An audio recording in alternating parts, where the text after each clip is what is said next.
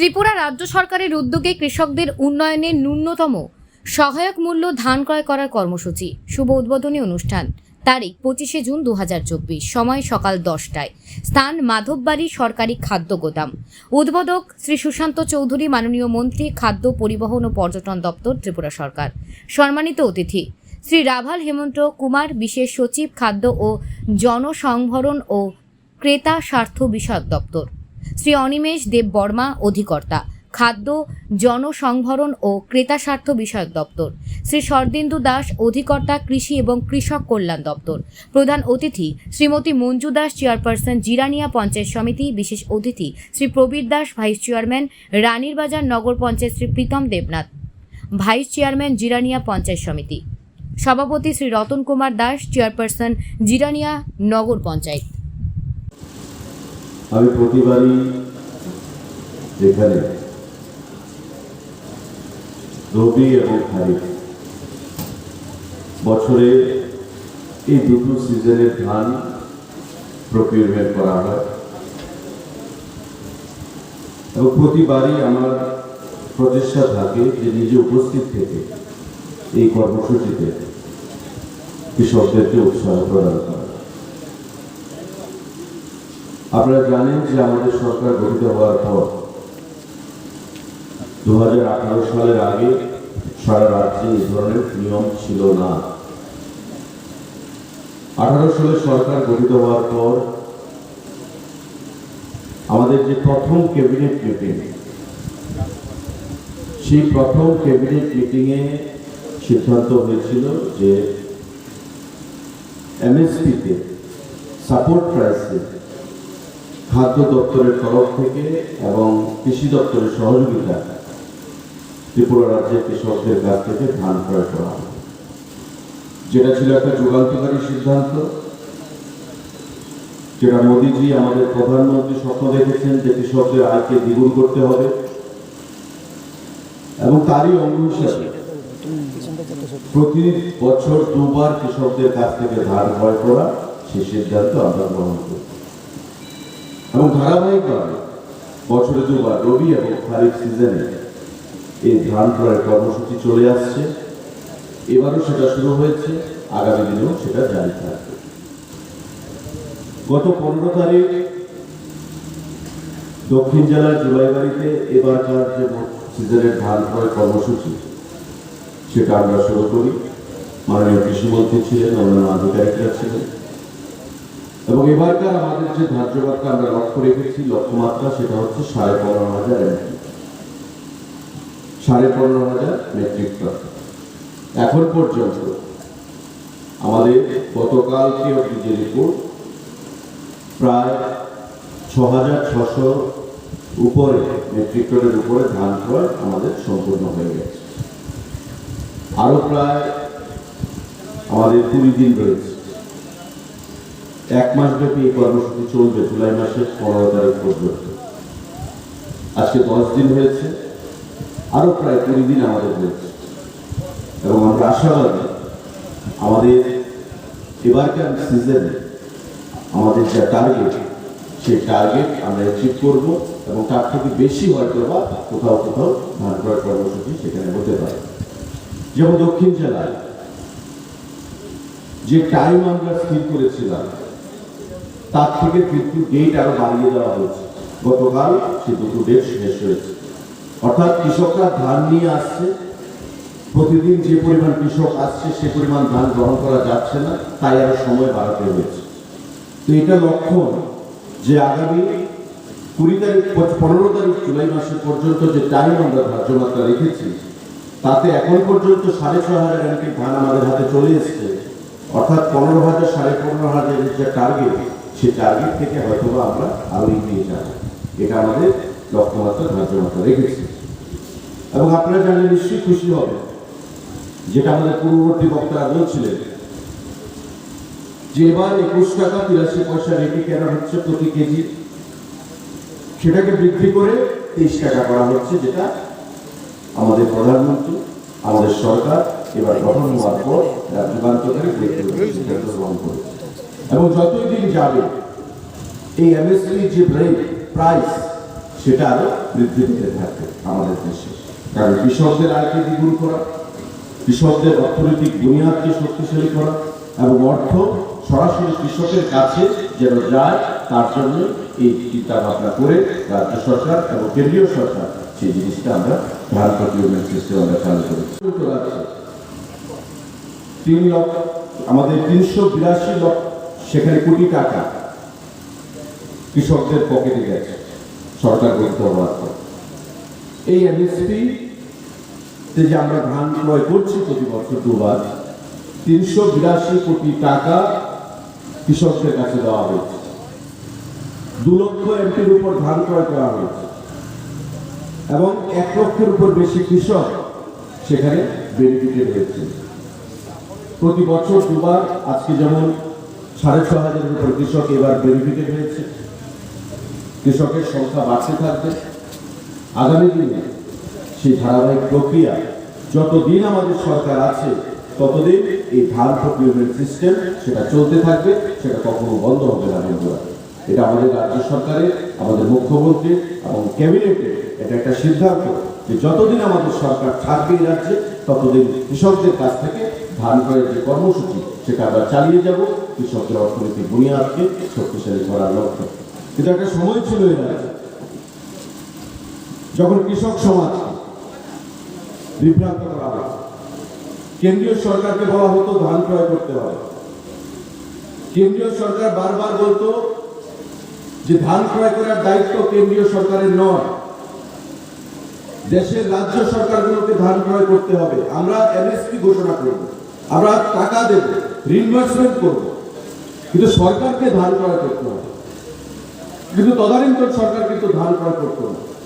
তারা বলতো কেন্দ্রীয় সরকারের দিকে আঙুল তুলে আর মিছিল মিটিংয়ে লম্বা লাইন করতো কৃষক সভাকে নিয়ে যে সহায়ক মূল্যে ধান ক্রয় করতে হবে। আমাদের সরকার গঠিত হল, নির্বাচনের আগে আমরা মানুষকে ঘোষণা দিলাম, প্রতিশ্রুতি দিলাম যে আমাদের সরকার যদি গঠিত হয় আমরা কৃষকদের কাছ থেকে ধান ক্রয় করব।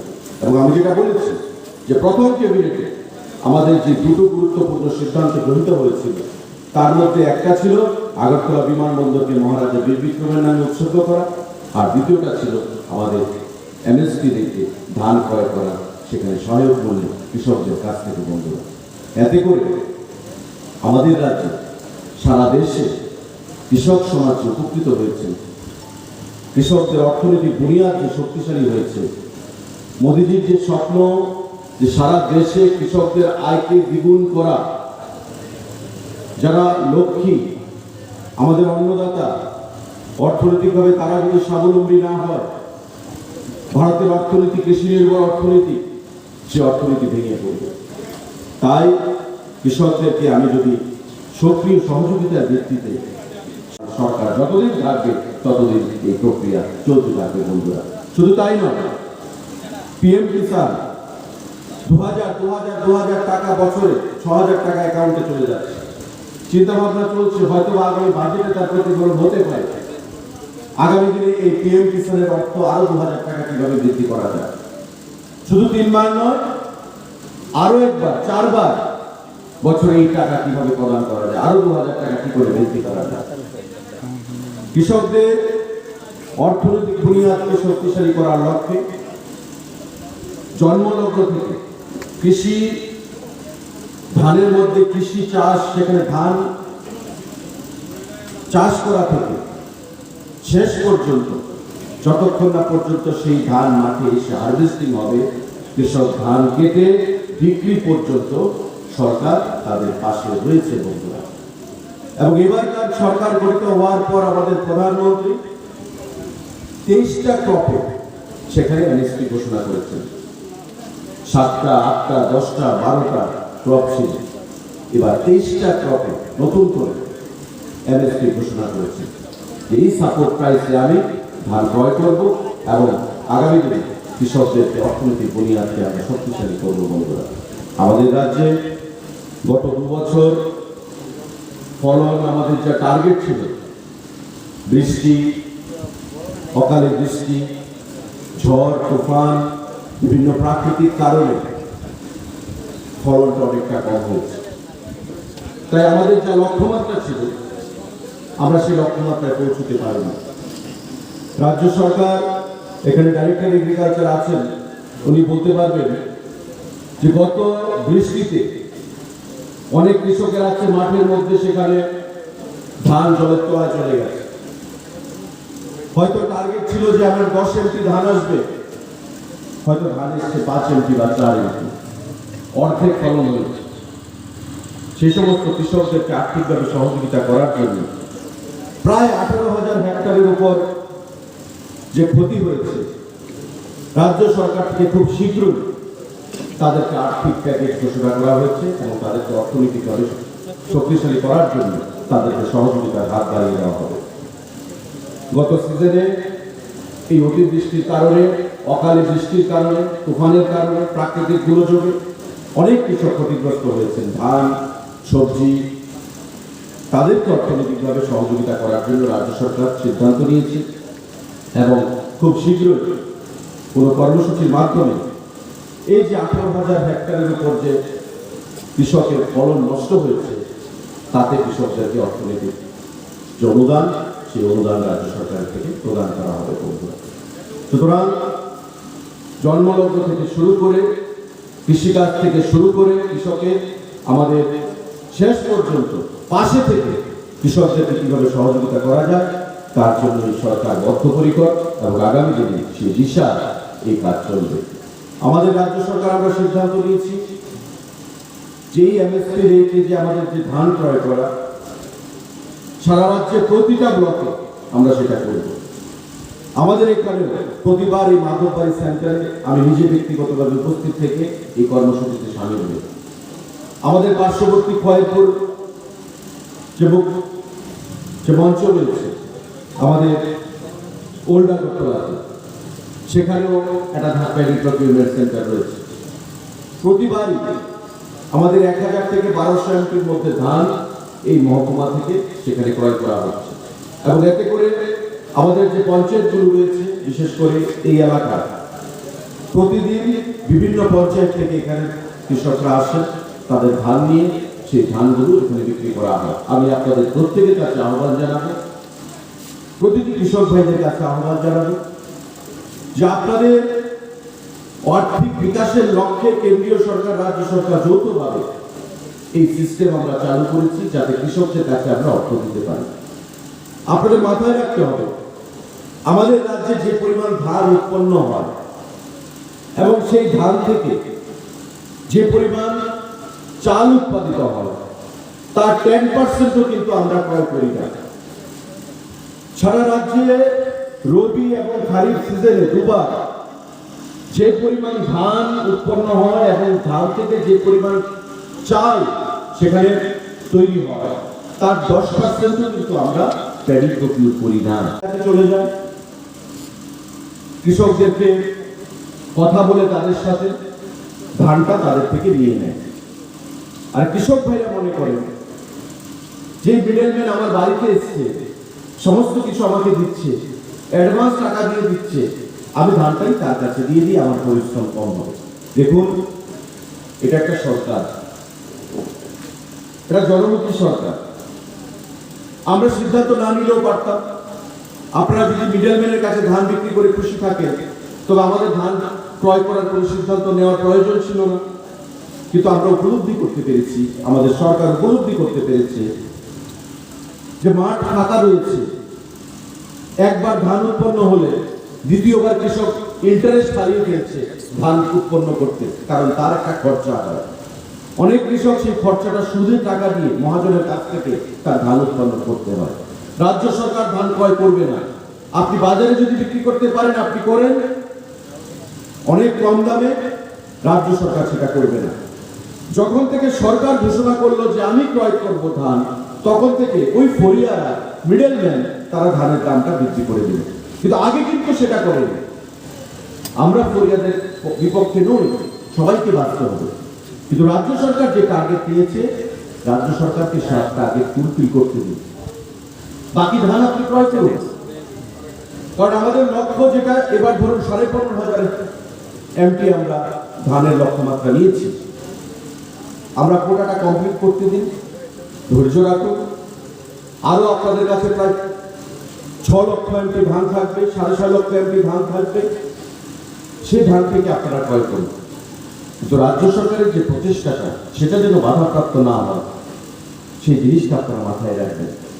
আমি যারা কৃষক সমাজ, কৃষক ভাই, তাদের কাছে আহ্বান জানাবো, প্লাস যারা ধান চালের ব্যবসার সঙ্গে যুক্ত রয়েছে তাদের কাছে আমরা সেটা আহ্বান জানাবো যে যৌথভাবে আমাদের মানুষের অর্থনৈতিক বুনিয়াদকে শক্তিশালী করতে হবে, কৃষকদের অর্থনৈতিক বুনিয়াদকে শক্তিশালী করতে হবে, এবং রাজ্য সরকারের যে প্রচেষ্টা, ইচ্ছা, প্রধানমন্ত্রীর যে প্রচেষ্টা, ইচ্ছা, সেটা যেন কোনোভাবে বিফলে না যায় এবং আপনাদেরও যেন ব্যবসায় যেন আঘাতটা আসে, সেই জিনিসটা আমাদের যৌথভাবে লক্ষ্য রাখতে হবে। আমার প্রত্যেকের কাছে আহ্বান থাকবে, সরকারের এই প্রচেষ্টাকে সহযোগিতা করুন। আমরা এই খারিফ সিজনে 15,500 লক্ষ্যমাত্রা রেখেছি, রবিতে হয়তো গিয়ে দেখবেন সেই টার্গেটটা বাড়বে, কিন্তু তারপরে এখানে এগ্রিকালচারের আধিকারিকরা, ডাইরেক্টর সাহেব বলতে পারবেন যে আমাদের 6 লক্ষ 6.5 লক্ষ এমপির উপর ধান আরও থাকবে, সেখান থেকে আপনারা ধানটা বা চালটা ক্রয় করুন। আমাদের লক্ষ্যমাত্রা তো 10% বা তার থেকে নিচ্ছে, আমাদেরকে সেটা করতে দিন। তবেই আমাদের সুবিধা হবে যে যতক্ষণ আমাদের সরকারটা আছে ততক্ষণ আপনাদের কাছ থেকে ধান আমরা ক্রয় করব। আর এবার ধান ক্রয় করার পর আপনাকে একটা অনির্দিষ্টকালের জন্য, অর্থের জন্য, পেমেন্টের জন্য ওয়েট করতে হবে না। ধান ক্রয় করলে একদিনের মধ্যে, দুদিনের মধ্যে আপনাকে অর্থ পেয়ে যাচ্ছে, চট করে অনলাইন সিস্টেমে আমাদের থেকে সেই টাকা দেওয়া হচ্ছে। ভারত সরকার সেই রিইম্বার্সমেন্ট করবে, কিন্তু প্রথম আমরা সেই টাকা আমাদের খাদ্য দপ্তরের ক্যাশ ক্রেডিট অ্যাকাউন্ট থেকে আমরা প্রদান করছি এবং পরবর্তী সময়ে কেন্দ্রীয় সরকার সেই টাকা আমাদেরকে দিয়ে দিচ্ছে। অথচ এই সিস্টেম আগেও চালু হলে পারত, সেটা কিন্তু করেনি, বরং রাজ্যের মানুষকে, কৃষককে বিভ্রান্ত করা হয়েছে যে কেন্দ্রীয় সরকার বঞ্চনা করছে, আমরা কৃষকদের স্বার্থে আন্দোলন করে তুলতে হবে। আজকে কৃষকরা সেটা বুঝতে পারছেন যে আমাদের সরকার যদি করতে পারে, আগের সরকার কেন করতে পারল না। সেই জিনিসটা আপনারা মাথায় রাখবেন এবং রাজ্য সরকারের কৃষক বান্ধব যে সিদ্ধান্তগুলো, সেই সিদ্ধান্তগুলো সম্পর্কে আপনারা সচেতন হয়ে, ওয়াকিবহাল হয়ে আগামী দিনে আপনারা আমাদের এই প্রচেষ্টাকে সহযোগিতার হাত বাড়িয়ে দেবেন, এই আশা রেখে আমি আগামী কদিন, এখানে কদিনের ধান এসডিএম সাহেব, কতদিন কেন এগো? 5 দিন, 5 দিন এই সেন্টার থেকে ধান ক্রয় করা হবে। কোনো তাড়াহুড়া করবেন না, নিজেদের মধ্যে যেন মতানৈক্য না হয়। কয়েকবার দেখা গেছে হইচই একটু মতানৈক্য হয়েছে। খাদ্য দপ্তর, কৃষি দপ্তর, এসডিএম, ব্লক সমিতি, পৌর পরিষদ প্রত্যেকে আপনাদেরকে সহযোগিতা করবে। আধিকারিকরা আছেন, স্টাফরা আছেন, তারা সহযোগিতা করবে। প্রয়োজনে ডেট বাড়ানো হবে, সেটা নিয়ে ভাববেন না। যেমন দক্ষিণ জেলায় রিকুইজিশন এসছে যে আমাদের 2 দিন বৃদ্ধি করুন, আমাদের কাছে প্রচুর ধান আসছে, আমরা 2 দিন বৃদ্ধি করে দিয়েছি সাবরুমে এবং জুলাইবাড়িতে। এখানেও যদি মনে হয় যে আমার ধান আরো রয়ে গেছে, 1 কেজি ধানও যেন কৃষকের কাছে না থাকে, সেটা আমরা আপনাদেরকে সেখানে বন্দোবস্ত করব। কিন্তু কোথাও কৃষক যেন ধান নিয়ে না ফেরত যায়, সেই জিনিসটা আমরা লক্ষ্য রাখবো। আপনাদেরকেও সেটা সহযোগিতা করতে হবে।